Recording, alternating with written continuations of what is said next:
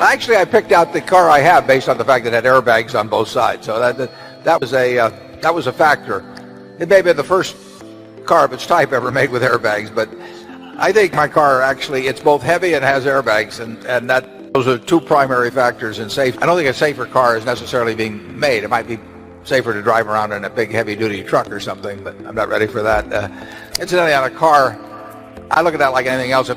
It would take me probably a half a day to go through the exercise of buying a car and reading the owner's manual and all of that, and that's just a half a day I don't want to give up in my life for no benefit. If I could write a check in 30 seconds and be in the same position I'm in now with a newer car, I'd be glad to do it this afternoon. But I don't like to trade away when there's really no benefit to me at all. I'm totally happy with the car.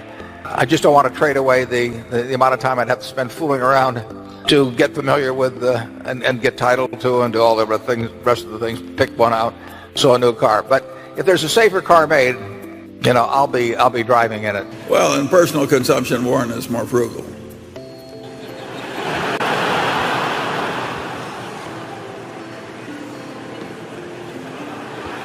Would you care to give an example? Warren lives in the same house he bought for a very modest price, what, in 1950 something? I bought it in 1958, and you moved into yours about 1960, didn't you? Yeah, and I paid more. But he designed his own. He designed his own house. He did not pay an architect, right? I did. I paid an architect $1,900. It was as much as 30% of the normal price. Notice how he remembers the details.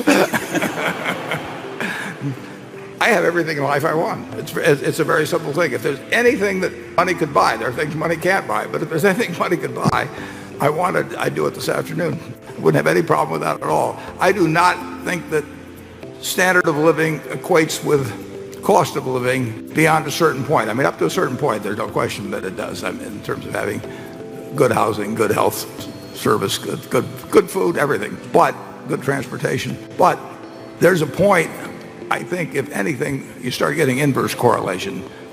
My life would not be happier, in fact, it'd be worse if I had 6 or 8 houses or, a whole bunch of different things I could have. It just doesn't correlate. And so having everything I have, I mean, you can't have more than that. And that doesn't really make it makes a difference up to a point. You can start thinking a lot differently when you got to X, but when you get to 10X or 100X or 1,000X, it just doesn't make any possible difference. Charlie, can you? Frugality basically has helped Berkshire. And I look out at this audience and I see a bunch of understated frugal people too. We collect you people. But forget about it this weekend.